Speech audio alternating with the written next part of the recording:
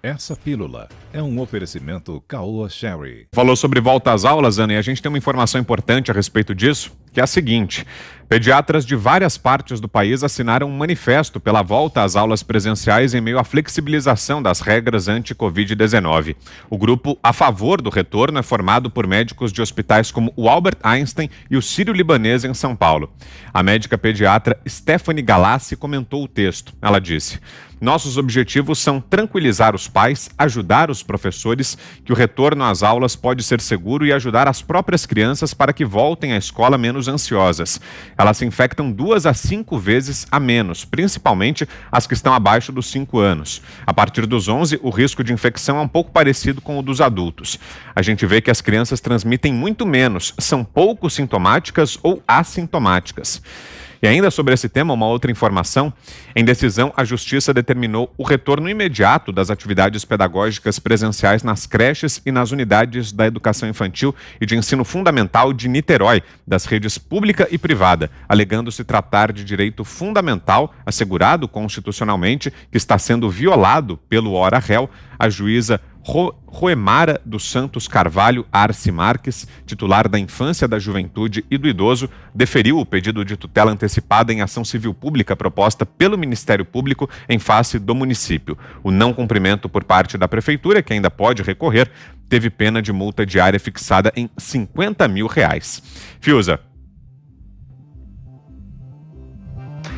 Só para pegar um rápido comentário sobre a cidade de Niterói, no Rio de Janeiro, ela foi um exemplo de ditadura durante a pandemia, né? Várias das cenas que se viu no Rio de Janeiro de praia, de veículos fechando calçada, arrastando mulheres, aconteceram em Niterói, por obra de um desses prefeitinhos que se dizem de esquerda, né? Esses picaretas que querem usar a pandemia para mandar nos outros, para verter os seus instintos autoritários, né? Sobre as escolas, Vitor, é o bom senso que está indicando. Nós temos experiências, vamos citar sempre a da Suécia, onde não houve esse lockdown escolar, né? Quer dizer, houve pequenas restrições e, evidentemente, que o problema sanitário existe e requer uma série de cuidados. E nós estamos aprendendo no decurso da experiência, o que é complicado, é arriscado, é normal que as comunidades de pais, alunos, professores se sintam inseguras, mas já tem um tempo decorrido bastante grande. E o que falavam esses auto-intitulados pesquisadores sobre evidências empíricas para relaxar as medidas de restrição, volto a dizer, eles não apresentaram nunca as evidências empíricas das medidas de lockdown. E a própria Organização Mundial da Saúde hoje, através do diretor regional para a Europa, Hans Kluge, afirma com todas as letras que as escolas devem funcionar, né? E especialmente com as crianças, como está citado aqui por esse grupo, né? Quer dizer, as crianças realmente, elas, aquela ideia, é claro, você quer proteger a infância. A infância é essa fase que, numa decisão como essa, não pode ser tomada pela própria pessoa, tem que ser tomada pelo grupo social, né?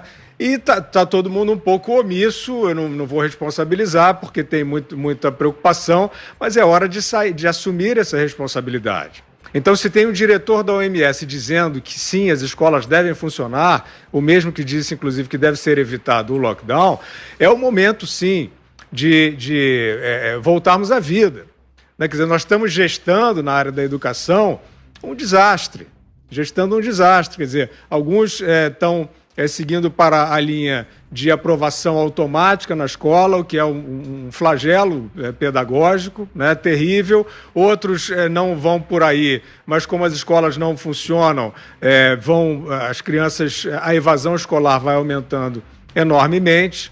Então, é um enorme problema, assim como o problema da fome é gigantesco, né? Está se gestando com esta política de trancamento irracional, mística, está se gestando uma série de desastres sociais e humanitários. Então, a escola precisa, sim, as escolas precisam retomar com todos os cuidados, como tem dito o Augusto Nunes aqui, né? Quer dizer, não é você partir, inclusive como muitas vezes a gente tem visto, né?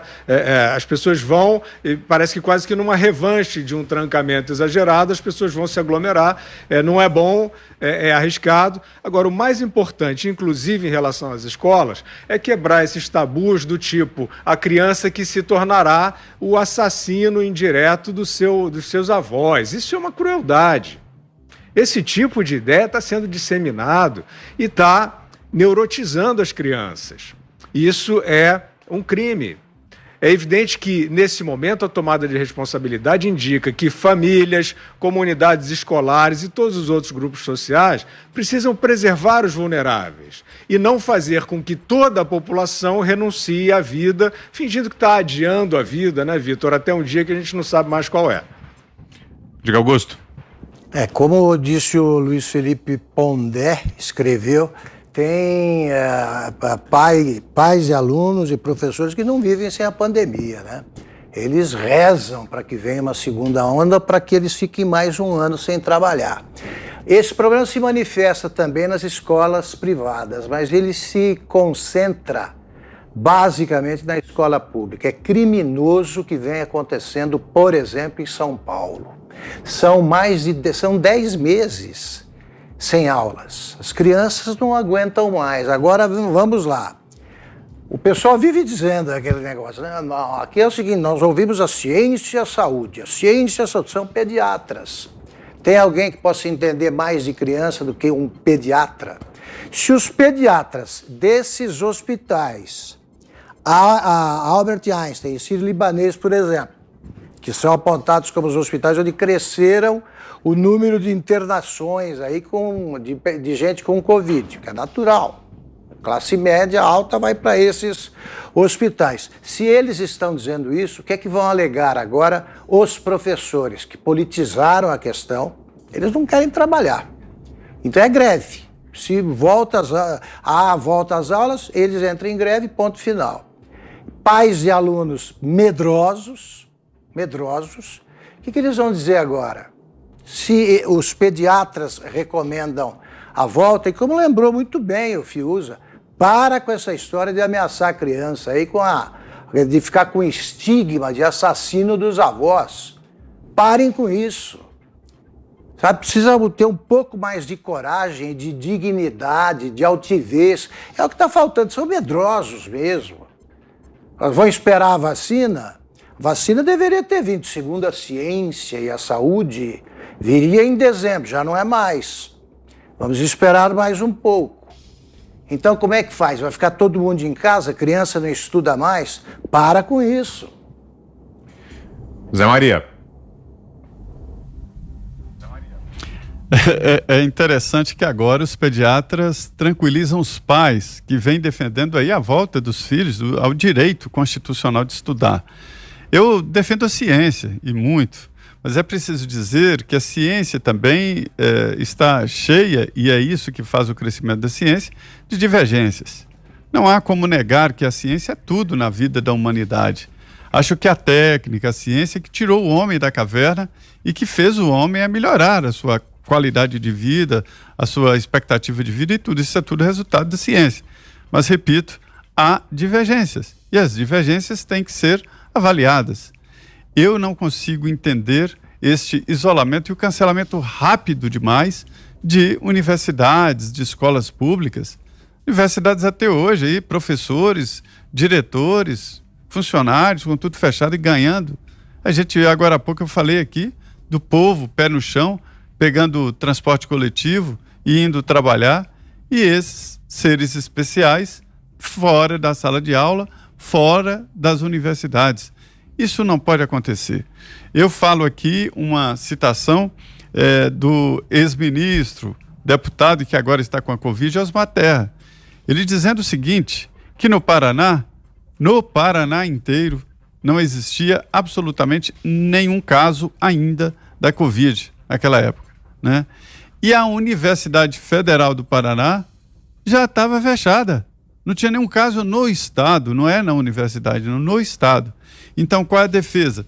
É de que a universidade ou a escola que não tenha nenhum caso não faz o menor sentido fechar a escola, a universidade. Teve um caso, aquela sala de aula fica isolada. Se a história se repetir, fecha-se aquela sala de aula, até raciocinar e chegar mesmo ao fechamento da escola.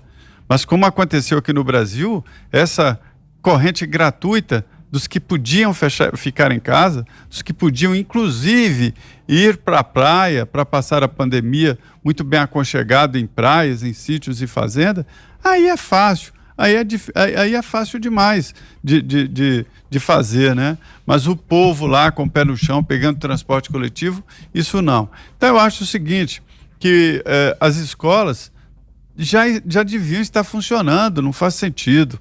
E agora vem a confirmação científica de que é possível. E controlar. Teve um caso, né?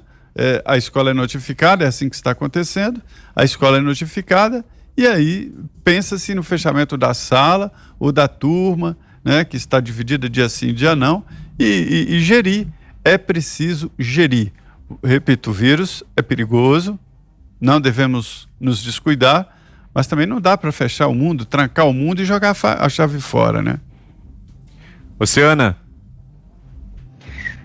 Vitor, hoje foi divulgado aqui nos Estados Unidos dados alarmantes, absolutamente assustadores, do que está acontecendo nas escolas dentro aí dessa pandemia, e esses dados eles vêm do maior distrito escolar da Virgínia, que é o Fairfax, e é absolutamente devastador os números.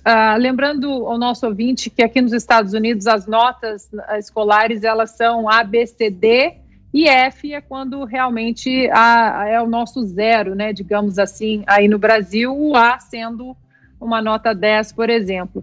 E o que mais impressiona, os dados eles são extensos, mas eu vou colocar alguns aqui para vocês, para a gente entender o que está acontecendo com as crianças fora das escolas durante esse tempo todo, praticamente com o ano letivo perdido, né?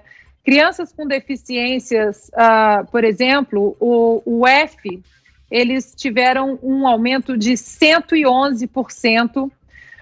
Crianças aprendendo inglês tiveram um aumento de Fs também, 106%. A zona aí de eleitores hispânicos e latinos tão protegida aí pelos democratas, né? Essas crianças estão sofrendo mais do que qualquer outro grupo, e os Fs estão aí subindo a 92%. E aí vem aqui um dado, esse sim, muito alarmante, que é entre os middle schoolers, que são aquelas crianças de 11 a 14 anos, que estão aí, né, entrando na adolescência, os Fs, ou seja, total falha em entregar dever de casa ou passar nos exames, eles subiram 300%, Vitor, dentro dessa pandemia. Nesse grupo de 11 a 14 anos, crianças com alguma deficiência, os Fs subiram 400%, para os hispânicos também 400%, e para as crianças que estão aprendendo a ler e a escrever, os Fs aumentaram 383%.